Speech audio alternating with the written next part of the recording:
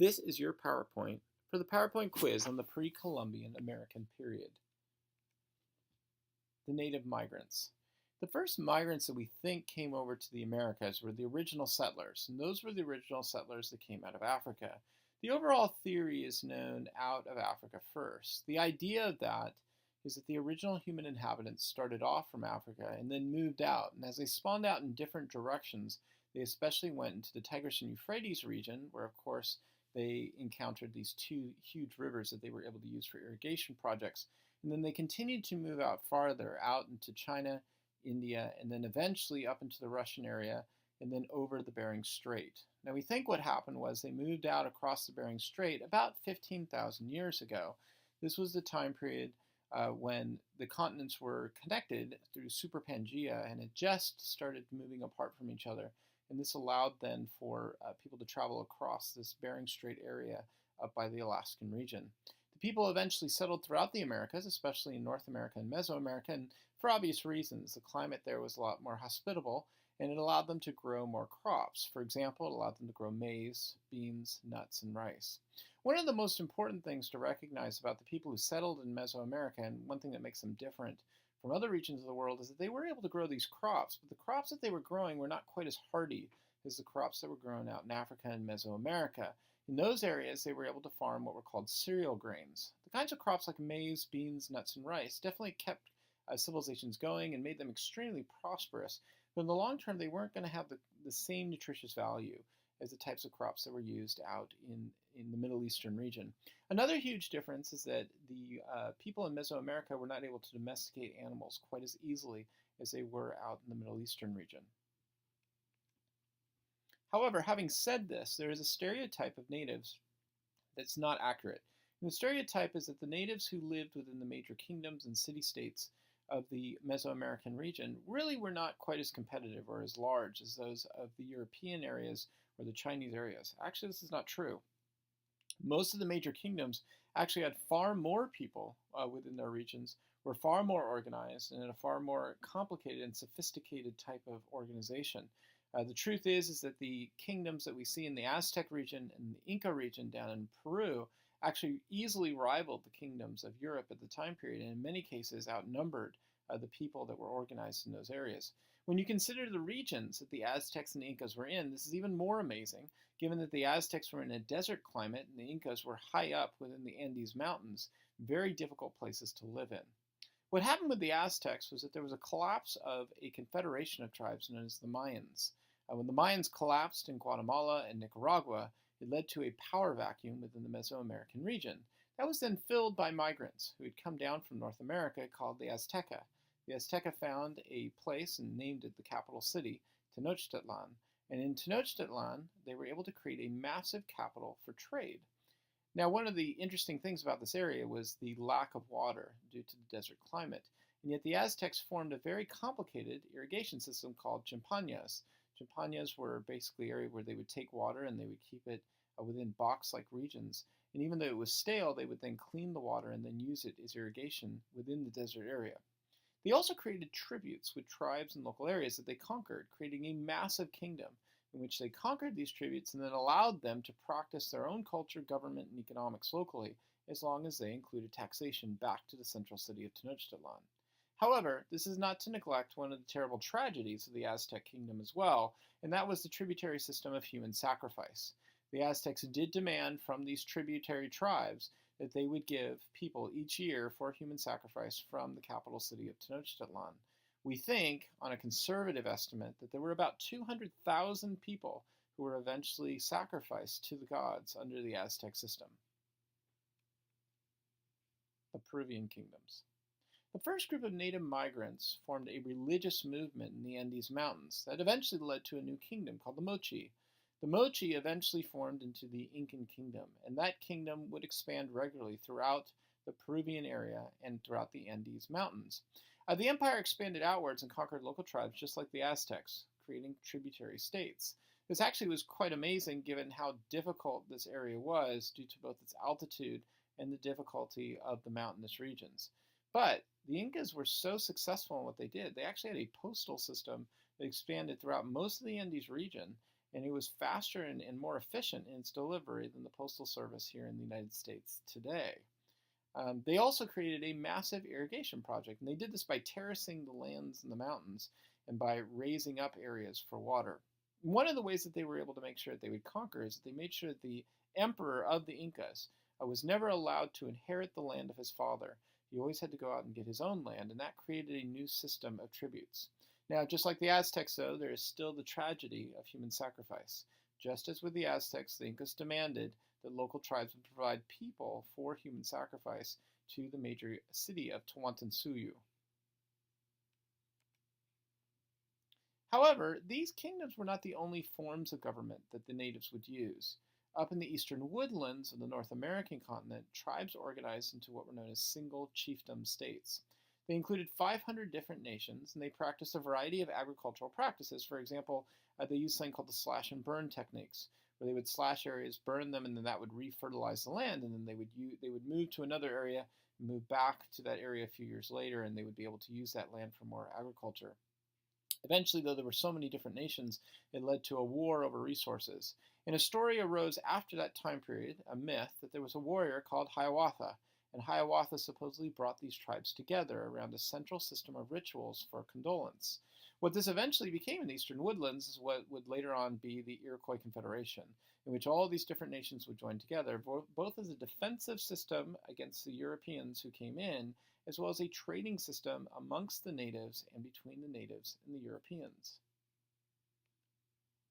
The Great Lakes regions. Right next to this area of the eastern woodlands was Great Lakes regions, and because the tribes there were right up against the Great Lakes, they practiced trade and fishing. They developed a central identity of the Anishinaabe.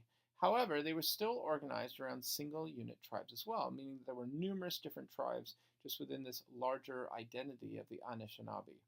Note that these different groups were organized along trade routes and resources. What I mean by this is I don't want you to see Native American tribes as tribes. That really doesn't describe them very well. Rather, it would be a better way of seeing them as nations. Now, I know it may sound strange because obviously these Native Americans were not living in large nation states, and we can't say that they had the same type of organization as the nation states did.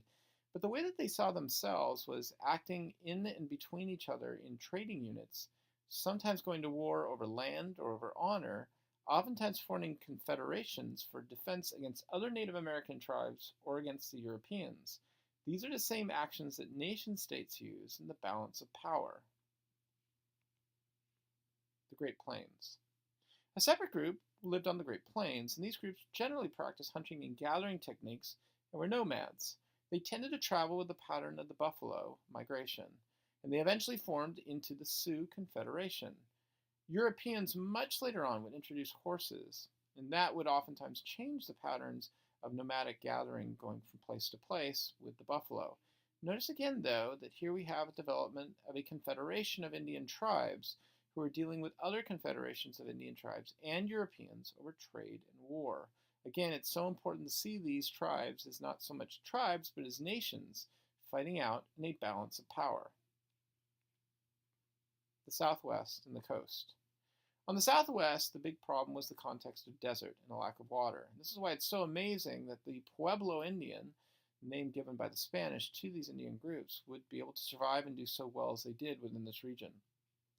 The Pueblo farmed maize, and they carved huge cities out of the mountains. On the Pacific coast, Native American tribes would use trade and fishing for trade. So some of the common beliefs that we can lump all these Native American groups together, while there were many differences, as you can see, between kingdoms, chiefdoms, tribes, tributary states, and even the practice of human sacrifice done in the Mesoamerican region, but not done within the North American region, there were some common beliefs amongst all of these Native American groups. For example, all of them believed in something called cyclical time, which is very different from our notion of time. Our notion of time is linear time. In our belief, there's a beginning. If you believe in God, that would be God himself creating the beginnings of the universe, and an end, God bringing an end to the universe. If you don't believe in God, or if you believe more in a scientific way of looking at things, the Big Bang would be the beginnings of the universe, and the ending, of course, would be when the universe eventually dissipates. Either way, what we notice within Western society, whether religious or secular, is that there's a notion of a beginning progressing out to some type of end point. That was not the point of most tribal belief systems. We go back, whether it's the Native Americans within the Mesoamerican region or if it's people within other tribal regions around the world. For them, things were based on cyclical time, which makes sense if you think of most of these groups of people as being people centered around agriculture. For them, there's a time of birth, there's a time of planting, a time of harvesting, a time of death that leads back to birth. And so for people in tribal regions and ancient regions, the notion is much more of a cyclical time. Well, why does any of that matter? Well, for these groups, they believe that the Earth rotates, the universe really rotates on cycles. And for people within the Aztec and Peruvian region, that tended to be 7 cycles. And the belief was that there would be an eventual return of the gods for salvation. Another common belief was pantheism, the belief that the gods themselves resided within the earth and nature. This actually is a very different belief than those of us who are within the Catholic, Christian, Islamic, or Jewish phase, the monotheistic phase. Within those phases, the belief is that God exists outside of the earth, outside of the universe, that the entire universe is almost like a block that God created. Pantheists believe that the earth, the universe, has always been around, and that the gods reside within the earth and within nature. They also believe in animism, that gods live within the animals and return when the animals are hunted and eventually killed. Women within these societies are seen as symbols of the feminine and the fertility of the earth. And because of that, women are highly viewed and highly valued. Within most Native communities, they were matriarchal, meaning that the way you would line up your descendants was through the mother's line. Now, that doesn't mean that women were in charge of the Native American communities. They weren't. But it did give females a high-valued symbolic value. In fact, most of the time, even though women were not leaders of the tribes, they would be allowed to give advice to the leaders. Most tribes of this time period were run by chieftains and councils. This is not the same as hierarchical monarchs, and this often created a lot of confusion for Europeans. When Europeans would come over and try and deal with the people who were in charge of tribes, they would go to the chief, believing that he made all the decisions just like the king back in Europe. But that's not the way things worked. Within a typical tribal political system, what would happen is the chief was more of a facilitator. He would bring an issue to the council. Everybody would have to come to a decision, and the decision would have to be by consensus. They would try for a very long time to get everybody to agree to that decision, but if somebody decided not to, then the majority of people who agreed would follow the agreement. Those who disagreed would not be bound by the agreement. This was known as consensus decision-making. Chiefdoms were basically facilitators. They were not monarchs. So we have to compare and contrast then this type of balance of power issue. What was the similarity? What were the differences between these huge kingdoms in Mesoamerica and the kingdoms of Europe? So Europe after Rome. Europe had collapsed after the fall of Rome in what most historians think was 476 AD, when the German tribes eventually came into this area. Eventually, as the German tribes settled down, one of their leaders was a man named Charlemagne, and he attempted to revive the Holy Roman Empire. This never really worked. He attempted to revive it within Central Europe, what today we would think of as being Germany, Austria, and Hungary, with the hope that the papal states would be able to run this Holy Roman Empire. It would expand out and create something similar to what Rome had created. Instead, what ended up happening was Europe remained fragmented. It was fragmented into city-states, kingdoms, and provinces. And it was only indirectly connected to trade through the Silk Road and the Mediterranean Ocean. Europe and the balance of power. Eventually what happened was Marco Polo and the Polo family brought back new technologies from the Yuan dynasty run by Kublai Khan. This was one of the many Mongol dynasties that had created a massive empire stretching all the way from Mongolia and China all the way out into northern Africa. Now, the actual Yuan dynasty was did not stretch out as far as what Genghis Khan had originally created. After Genghis Khan's death, the dynasty of the Mongols had broken up, and Kublai Khan ran the one that was within China, the Yuan dynasty. However, what did happen within this region is that the Mongols provided safe travel to people across the Silk Road. And as they did that, the Marco Polo family was able to bring back whole new types of technologies. At the time, European kings were trying to break away from papal power due to the Protestant Reformation. Also, European kings were attempting to unite their provinces under their own centralized power. And this led to new investments in looking for new trade routes. The Atlantic trade route. So a lot of people tend to think of all those European traders who went out and did things, the European explorers, as being these guys who went out, and the common term for this is they went out for gold, glory, and God. which probably is true. I don't really disagree that in their own individual desires and motivations that they went out for those types of motivations. But I think that that lacks the bigger sufficient picture that we want to see of what was going on with these new trade routes and what was happening as these nation states invested in these new explorers. To see these things as just the explorers themselves misses the much bigger political picture of what was happening. And the best example of that to be seen is within Portugal. Within this tiny state off of the west coast of Spain, Henry the Navigator, the prince of the time period of Portugal, came up with a vision. He wanted Portugal to break away from the Ottoman control of the Silk Road trade route. So he invested in a school of navigators at Sagres. They used the new technologies that were coming from the Yuan dynasty, technologies like the astrolabe that allowed people to navigate by the stars, the triangular lateen sail that also came from China and allowed people to move quicker out on the ocean, and the compass that would allow them to navigate the African coast. He invested in new people like Bartholomew Diaz, who found the Cape of South Africa, but unfortunately could not go any further than that. His men almost mutinied against him and he had to return. But only about 20 to 30 years later, Vasco da Gama found that same Cape of South Africa using Bartholomew Diaz's voyages, and then sailed around Eastern Africa up to Western India. So why does any of this matter? Well, notice what Portugal is doing. Portugal is starting to centralize its power, seek out an alternative trade route, and then use that to get around one of its biggest competitors at that time period, the Muslim empire of the Ottoman Empire. And this is the context for Christopher Columbus. So a lot of people have thought for a long time that Christopher Columbus's main point of travel was to try and show that the world was round. We now know that this was not true.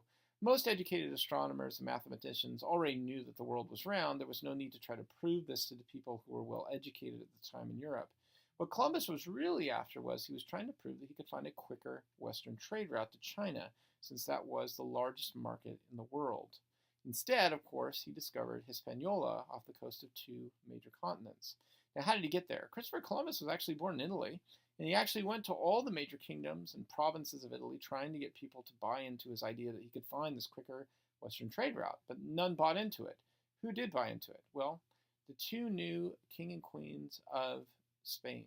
Ferdinand and Isabella, who had just fought off the Muslims, kicking them out of Spain with the Reconquista, saw an opportunity to centralize their power, make themselves the most powerful Catholic kingdom within Europe, and at the same time beat back the Protestant Reformation. If they were able to do all this, they could establish Spain as being the leader of Europe. But they had to do this against their competitor right to the west, Portugal. How are they going to do that? Well, they could go ahead and they could invest in Christopher Columbus. If he could find a quicker trade route than the Ottoman Silk Road trade route, if he could find a quicker trade route than the Atlantic Coast trade route, then that would make Spain the leader of Europe. And so Ferdinand and Isabella were trying to unite Spain against both the Protestants and the Muslims. So this then led to a number of huge explorers of the time period. Hernan Cortez conquered the Aztecs, and most times when people hear about this, they always think it was due to the great Spanish technology of the time.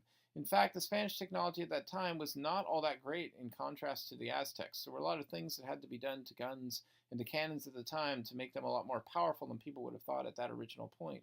The reason why Hernan Cortez did so well also was not due to the number of people he brought. He only brought a few hundred people compared to almost 20,000 people who lived in the Aztec kingdom at the time. The reason why Hernan Cortez was so successful was that in the region there had been a number of diseases that had already struck the Aztecs.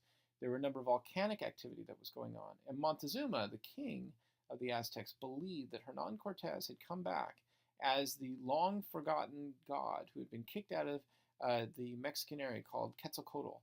And he believed that Quetzalcoatl had come back to save him. So they brought him into the palace, and once he got into the palace, Hernan Cortez turned on Montezuma, killed him, and then from within the Aztec kingdom was able to conquer it. Francisco Pizarro conquered the Incas at Tawantinsuyu using many of the same tactics. At that point, the Spanish Catholics saw this as an opportunity. For Spanish Catholics, they saw it as an opportunity for proselytizing, and they oftentimes heard of the horrible barbaric practices of human sacrifice, which were true in both the Aztec and the Incan cases. However, what ended up happening in Mexico was Spanish explorers establishing what was known as an encomienda system, in which Native Americans would be placed on large hacienda farms where they were expected to exploit silver. And in that context, natives died in what were called the Great Dying due to disease and to poor social conditions. This is where oftentimes you will hear people say, well, yeah, this is a horrible tragedy, but the reason why this happened is due to disease. And the truth is that natives had been so isolated from Europe and from Africa that they had never developed the types of immunities needed in order to fight off diseases like smallpox, measles, mumps, and malaria. That is true. There's nothing wrong with that argument. It's just the argument is not sufficient. Here's why. The natives did die off due to diseases that they never had immunities to, but in the past, the way that people would deal with this is that they would just escape the central cities where the diseases were being carried. The problem was here, natives were being placed into areas by force in which they had to work in incredibly difficult circumstances, keeping them very vulnerable to disease. And they were herded so closely together to people with these diseases that the diseases spread so easily amongst all of these people. So while it is true that on the one hand the Europeans simply brought diseases that the natives had no immunities to, the practices used against natives at the time period also allowed for those diseases to spread more quickly. And we actually know this because of what happened at the time period that was reported by a Spanish monk. The Spanish monk was Bartolomeo de las Casas. De las Casas was a Spanish monk who believed in the idea of proselytizing to the natives. He actually came to the Americas and held slaves himself amongst the natives. But over time, he saw the way the natives were being treated and actually started up a debate amongst himself and another Catholic priest named Juan de Sepulveda. De Sepulveda argued that natives were so barbaric that they had to be made slaves. Bartolomeo de las Casas believed that natives had to be proselytized, but that they were being used and exploited by the Spanish simply for economic purposes. The Spanish Era. So today we live under, generally speaking, a capitalist economy, and so we know that there are certain ends to that economy of innovation, competition, individual competition, limited government, and so forth. We have to try and put this time period into a different context and understand the economics of that time period. The Spanish made a huge mistake for that time period under that economic context, and here's what it was. The Spanish exploited the silver within Mesoamerica. However, they made a huge error of using that silver in order to purchase goods, especially from outside of Europe. In other words, what they ended up doing was they sent most of their silver off to China and to the Netherlands. Now you would think, okay, so this probably made the Netherlands incredibly rich. Well, no, actually the Netherlands also made a common mistake of that time period. They created a number of banks for deposit. Now today, this would actually be an enormous benefit under a capitalist system. You have numerous different banks, and those banks can then charge interest on these deposits that would increase the amount of wealth for those banking institutions. However, at this time period, that's not how you got your resources. The way you got your resources was by conquering colonies. And this is exactly what France and England learned. They realized that the mistake that was being made by the Spanish and the mistake that was being made by the Netherlands is that they were not taking their money and investing that currency in military. Military provided for the ability to access new colonies for greater resources. The new trade routes. And this led up to really what was the major political issue of that time period. It was a global political issue, and it was the creation of new trade routes. For 10,000 years, the Silk Road and the Indian Ocean trade routes were the traditional routes, and they allowed for India, the Middle East, and especially China to dominate the world. However, Portugal made that change by dominating the new Atlantic trade route. Spain began the domination through the new American trade route. In fact, at one point, the Pope had to sit down with Portugal and Spain, two Catholic countries, and negotiated what was called the Treaty of Tordesillas, in which they agreed to divide the world up. The western half of the world would go to Spain, the eastern would go to Portugal. One exception to that, Brazil would go to Portugal. Now, why does any of that matter? Well, within the Western Hemisphere, including especially Brazil, and within Haiti, the Dominican Republic, and Hispaniola, what would eventually be created were huge plantations for sugar cane production, and that would be the driver of Atlantic slavery. So that's why that's going to be so massively important politically in the long term. Not only do we see these new trade routes, but we're also going to see a new form of economic exploitation of labor. The Columbian Trade. Europe at that time period gained heavily from a variety of new crops that came out from Mesoamerica, including beans, maize, potatoes, cocoa, or coffee, tomatoes, and tobacco. What really is important I want to mention out of these is potatoes and tobacco. Potatoes at that time period are an incredibly nutritious type of vegetable, and it's going to allow for a lot of populations, especially, for example, in Ireland, and a lot of poor people within Europe to do incredibly well because of the nutritional value. It would also go all the way out to China and provide for incredible nutritional values for there as well. One of the biggest mistakes made by Europeans at this time period is their search for gold, which they hardly ever found within North America. But what they do eventually find is what they call brown gold, and that is tobacco. The tobacco at that time period would be very similar to today as being an unfiltered type of tobacco leaf. Probably the closest type of metaphor or analogy that we can make is tobacco is pretty close to being something like marijuana today. So when that got out to Europe at that time period, especially Great Britain, it became a heavily popular type of crop that people wanted to buy and made a lot of people rich within North America. Native Americans also gained horses, cattle, and pigs. Remember, I told you that it was very difficult for Native Americans to domesticate animals in North America. It was actually when Europeans brought over. Horses obviously became a huge benefit to Native Americans, both for hunting of buffalo as well as for warfare. However, horses, cattle, and pigs also had a downside. When they came over, they did so much damage to the local ecology as they would go around eating things up and trampling upon crops that also brought over another disadvantage. Europeans passed off a number of diseases, including smallpox, measles, mumps, and malaria. And we talked earlier the reason for that. Native Americans had been isolated for so long from Europe and from Africa, they never developed the immunities needed in order to solve those problems. Native Americans, on the other hand, gave the Europeans syphilis. So, what is the significance then of this pre-Columbian era?